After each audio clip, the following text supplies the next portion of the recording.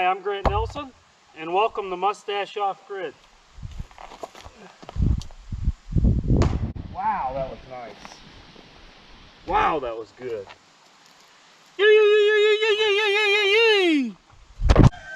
Woo!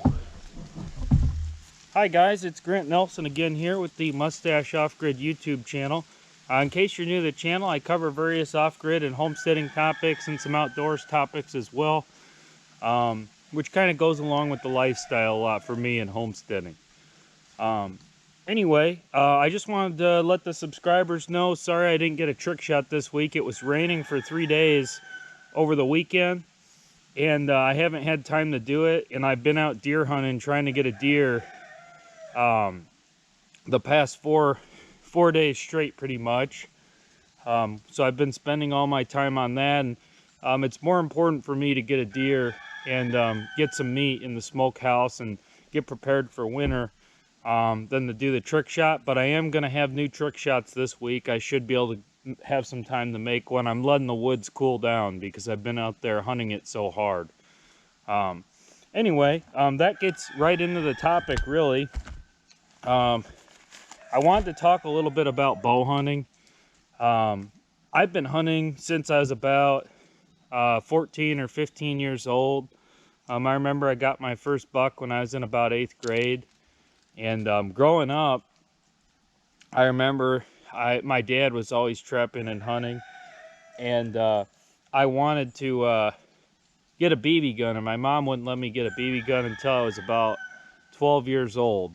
And I remember that was, you know, that was important to me at that time because I had waited, you know, to that time. And a lot of my friends at school had BB guns and stuff like that. And up until that time, I had always wanted one. And then finally, when I got it, you know, I was excited. And I was excited too when I got my first real gun, you know, when I first got to go out deer hunting and I was shotgun hunting. And I got a buck my first day. It was a nice 7-point buck, almost an 8. And ever since that day, you know, it's kind of one of those things that hooks you in. And there's first off, the deer tastes delicious. But there's also a certain instincts out in the woods when you're hunting that come out that people don't use on a daily basis that humans naturally have.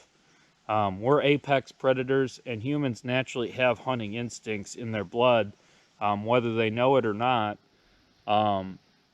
It's kind of an interesting thing to think about. And when you're out in the woods, it feels good because it's your natural habitat and instincts coming out. And there's this thing called buck fever, you know, when you shoot your first buck or your first deer even, and your hands kind of tremble. And mine to this day still tremble a little bit, even when, you know, I've probably shot maybe 15 or 20 deer in my life, and even then, my hands still just a little bit. And afterwards, man, the rush. I remember the first buck that I shot in this property maybe 2 or 3 years ago.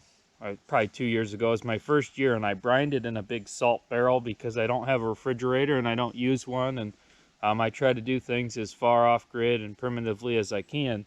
So I brined it in a big salt barrel.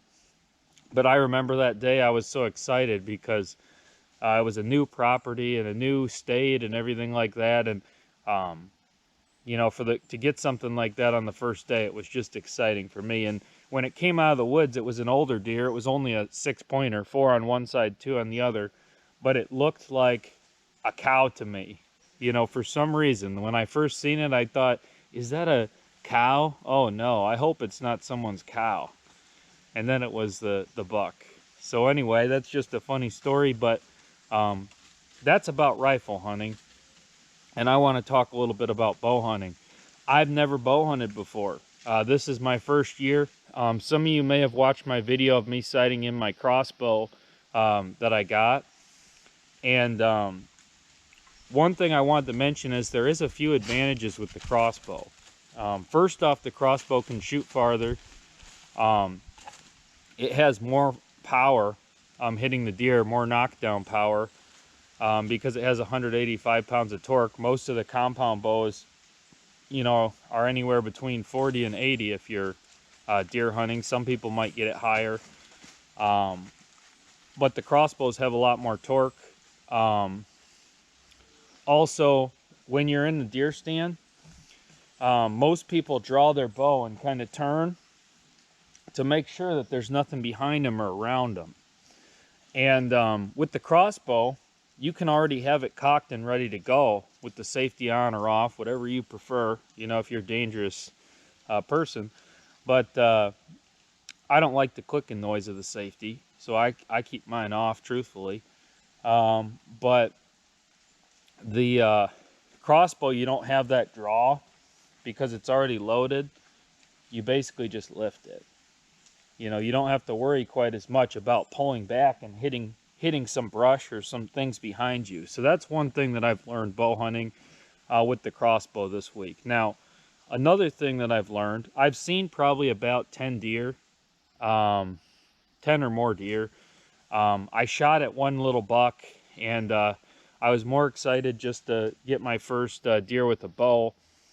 And it was kind of a hard shot, but it was a good shot. I had a good aim on him, but it was a little bit far. It was through the brush a little bit. And one thing about deer is me and the buck were looking each other in the eyes when I shot at it. And with that being said, me and the buck looking each other in the eyes, deer have a second to react with a bow, which I had never bow hunted. I didn't realize that. So when you're aiming at the deer, and you're looking them in the eye and you pull that trigger, there's a little noise, little snapping noise, and they see something move real quick, and they have just a 1 Mississippi to duck, which people don't realize that they have a 1 Mississippi to move. So I ended up missing that deer. And as far as it goes also, because it's not a gun, the knockdown power of a bow is a lot different. So I would say personally, with a gun, you can aim kind of for the front shoulder, right behind the front shoulder. With a bow, I would aim a little further back personally. Another thing that I will say is it is a lot different than just shooting at the target, because you've got so much brush around you in most places. It might be a little easier in some open prairies and things like that, but generally speaking, with the target, you've just got a straight line. You're shooting at a target. Now, with the out in the woods hunting, you've got all kinds of underbrush, trees, things that are obstacles, and you also have to turn. And sometimes you may only have a short window to make that shot. Now, it's important to be patient when bow hunting, but you may only have a short window of opportunity to take that shot because of all the obstacles around. With a gun, when you're looking that deer straight in the eye, that short window, you can hit a lot further out. So you get a lot more opportunity with the gun because you can shoot a lot further. You can also shoot a lot more areas. If you shoot the deer standing sideways like this, and the lung's right here, and it's right behind this front leg, or front, we'll say like sideways. So we'll say that's a deer, guys. This is a deer. Pretend it's a deer. But anyway, if you shoot right here, you're going to hit the lung with the rifle. But with a bow, it's going to hit that shoulder blade, and it's not going to hit the lung. So you need to aim a little further back. I talked about that a minute ago. But your window of opportunity is a lot bigger with a gun or a rifle than it is with a bow, is my point. So that's a couple things that I wanted to mention. The killing power on a gun is a lot greater. I mentioned that too. Also, with a gun, you've got so much range. I was talking about, you know, how your window of opportunity is smaller, but the deer has to be a lot closer. You know, the best place to shoot a deer with a bow is probably within 20 yards of you, which is very close. Very close, and the closer the better. But with a rifle, I mean, you can shoot some 100 yards out. 20 yards that's right up on you. And you know, it's even better to get them closer than that for a bow hunting. So just keep that in mind as well. You have to get very close, which is a big reason that a lot of the bow hunters use stands. Now I'm hunting from a ground blind, so that adds a whole nother challenge to the hunt. Truthfully, I've really enjoyed the bow hunting because it's a lot more challenging than the rifle, and also because I'm learning a lot of new skills and things in hunting, and I've never bow hunted before, so I'm learning new things consistently, which if you're living on a homestead and kind of doing the off-grid thing like me, you're consistently learning new skills and trying to improve things.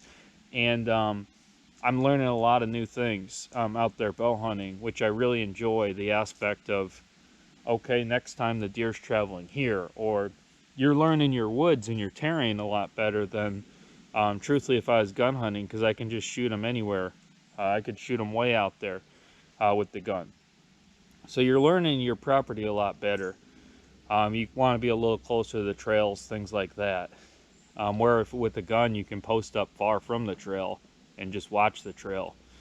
So I'm learning a lot of new skills and a lot of new tricks and things with bow hunting. I'm by no means a professional, guys. I'm a new bow hunter. But I'm hoping with a video like this that I can teach someone some of these little things that I've learned. And maybe it can help someone that's starting out with bow hunting or wanting to get into hunting, and some things that maybe they want to know before they go out there, to make that learning curve a little less. As far as it goes, when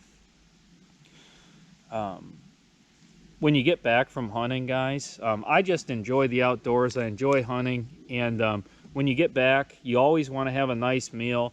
I usually make some tea. I'll cook up some beans or some soups or things like that. Mostly all homemade because I don't like to buy things from the store. I do buy some things from the store, but lately, because I've been hunting so hard, I've just been craving venison. I've just wanted that red meat venison since I've been out there. It's just like a lion, I guess. I don't know, but I've just been wanting to be frying it up in the pan when I get back instead of cooking up whatever I'm cooking up. But it is nice to have a hot meal when you get back, for sure, definitely. And especially if you're hunting it hard. If you're out there hunting for 8 to 10 hours a day or more in the early and cold mornings, you know, you're definitely putting in a lot of work, and it wears you out because you're so focused, and your adrenaline and your woods vision is kind of so sighted in. You're so focused that it wears you out. I'll say this too, with being off-grid, living off-grid, someone told me, you know, there's nothing more off-grid than going out and getting a deer straight from your land and eating it and hunting it, like, you know, and it's just like the Native Americans used to do. I remember I was watching the TV show Alone a while ago when I lived in Arizona, and the guy killed a moose, and he won the show. He was able to sustain himself the best because he killed a moose. And I wouldn't want to live like they were living out there. That was clearly probably too far, because, you know, that was dangerous for a lot of the people on the show, and now some of it was probably scripted and stuff. But the guy that won killed a moose and ate it to survive, and that's how he won. It was in like the Alaskan tundra or Canadian tundra or something like that, way up there in the Arctic Circle. The point is, though, that if you want to be self-sufficient, hunting is one of the great self-sufficiency tools. Now, a lot of people that might watch my channel or might not, might be into the prepping thing, and they say, you know, make sure you're raising your own animals and things in case you can't hunt. That's true. But if the world stays somewhat reasonable, you can bet that, you know, hunting's going to be a good way to keep providing for yourself for 50 or 100 years. I'm not saying the world is going to stay somewhat reasonable. It's already pretty unreasonable, but if things get bad, yeah, the hunting might dry up in a few years. But if things don't get bad or they stay somewhat normal, it's a good skill to know. And truthfully, a lot of the same skills in hunting, you know, would be some of the same skills in defending your property. You know, knowing your layout of your land, You know, testing your guns out, making sure they're working, knowing how to use them, firearms, bows, whatever you use. Just an interesting ramble there, guys. You know, it's a very great self-sufficiency tool to have. Fresh meat, and if you're not raising your animals and things like that, I raise some rabbits and some things like that. I'm planning to raise hogs, and I raised some sheep as well, which they haven't had lambs yet. So, you know, how's that going? Not that good, because they haven't had lambs yet. But you know, raising meat's good, but it's also good to know how to get some from the land. What else was I going to talk about? Interestingly, I like to talk about the Bible in some of my talk shows sometimes, and you know, there isn't a ton in the Bible on hunting. There is some things, a few interesting things on hunting and trapping. One thing I looked up, I always thought this was interesting when I was reading Genesis a while ago. I remember that there were some people that they considered a great hunter. Esau was one of those people, and he wasn't so good in the Bible, but it was Nimrod. Nimrod was a person in the Bible, and it says here it was Genesis 10:9. It says here. Okay, so he was the son of Cush, I believe. And the sons of Cush, Seba and Havilah and Sabta, and Ramah and Septecha, and the sons of Ramah, Sheba, and Dedan. And Cush begot Nimrod. He began to be a mighty one in the earth. He was a mighty hunter before the Lord, where it is said, even as Nimrod, the mighty hunter before the Lord. And the beginning of his kingdom was Babel, and Erech, and Akkad, and Calneh, and the land of Shinar. Out of that land went forth Ashur, and built Nineveh and the city of Rehoboth and Calah. So Nimrod was part of the bloodline to Jesus, I believe, guys. He was Noah's, I think, great-grandson or something like that. But it says that he was a mighty hunter before the Lord. It's just kind of an interesting tie-in, I thought. You know, it might get someone interested in the Bible reading it more, but I thought that was something interesting to mention. I'll also have, on this video, I'll put some of my trail cam updates in for you guys to see. I know I put out a video on setting up the trail cam. I didn't have luck on it for weeks, so I turned it around. So I'll put those clips here of a couple of the deer that I got. I did get a nice buck on there.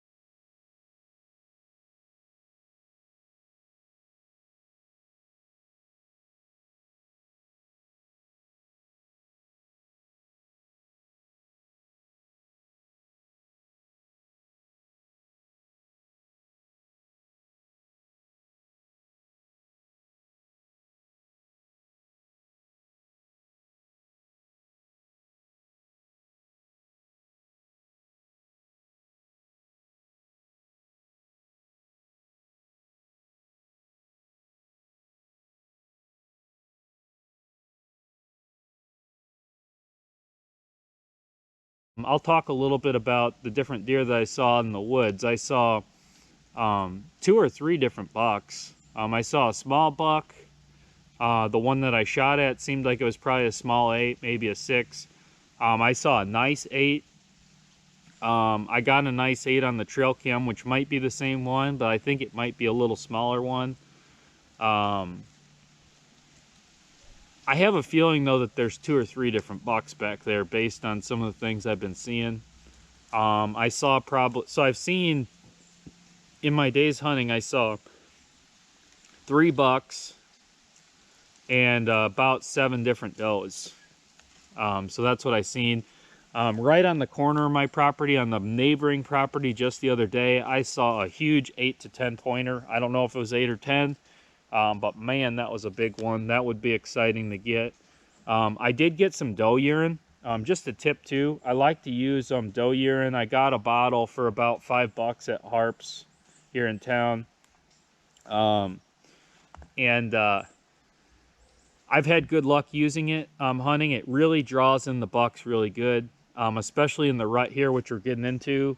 We had our first frost today, so the bucks are going to be hungrier, and they're going to start producing more hormones to stay warm, and they're going to start chasing does around and breeding, so it'll be a little easier to draw them in with some scent. I'm letting the woods rest for probably till rifle season, I think, guys. But the neighboring property behind mine, there's about 60 acres that I have permission to hunt on. I think I'm going to go back there and hunt back there a little bit and let mine kind of cool down for rifle season, let the deer get back, because I scared a ton of them out yesterday. It was not good. I shot at one, and I missed it, and that was that buck I was talking about, and I walked all over the woods, and when I was walking all over the woods, I was just kicking deer out left and right. It was terrible, guys. I was just trying to see if I got the deer. I didn't. I couldn't find any blood. But it was just a bad idea. I kicked everything up, so I'm letting it rest for a week or so, and then I'm going to go back on the 60 acres behind and try to get one for the channel. Anyway, guys, that's all I got about hunting. You know, I hope that this helps someone that's getting new to bow hunting. If you're living off grid and you're looking for a good alternative way to get some meat or some food, this can be a good way. You know, I talk about foraging a little bit and things like that, but I think hunting is far superior in my mind. You know, everyone's got their own opinions, beliefs on things, and I just think it's one of those things that's a great self-sufficiency tool to know, and I really think that as a society we should be promoting it. You know, you talk about the people running around in the streets and the lack of masculinity in society that I hear about. And I think that hunting is a great way to promote that. The Boy Scouts used to be a thing that used to promote it, and they used to be real big. And the other thing about that is I have some old Boy Scout books on raising chickens, and it tells, this is for young kids, you know, 10 years old, from the 1950s. And in the book, it's teaching the kids how to butcher the chicken. You know, it has the killing cone and everything like that. And it has the chicken upside, you know, to put the chicken upside down and cut the neck and whatnot. And it teaches young kids in that book from the 1950s how to raise poultry, all the ins and outs of it, and even how to butcher them. And some of the other books that I have on of those Boy Scout books do the same thing. It's a bunch of old books I got from my dad had them in a basement at my grandpa's or something, but they have a lot of good skills in them. I like to read old books because they have old information that's lost now. It's not on the internet. So anyway, that's a bit of a ramble, guys. But I think it's important to keep these skills alive, know how to get your own food off the land. And anyway, thank you for watching. God bless, and hope you all have a great rest of your day. Sit, sit, sit. Good boy. Nice catch. All right.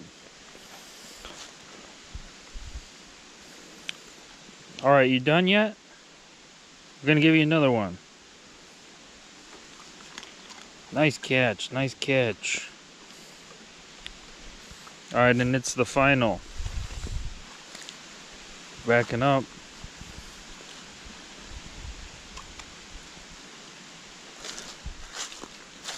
He missed it. He missed it. You want it? He missed it, guys, but good boy, Bailey. Good boy. If you guys like the channel, don't forget to like and subscribe.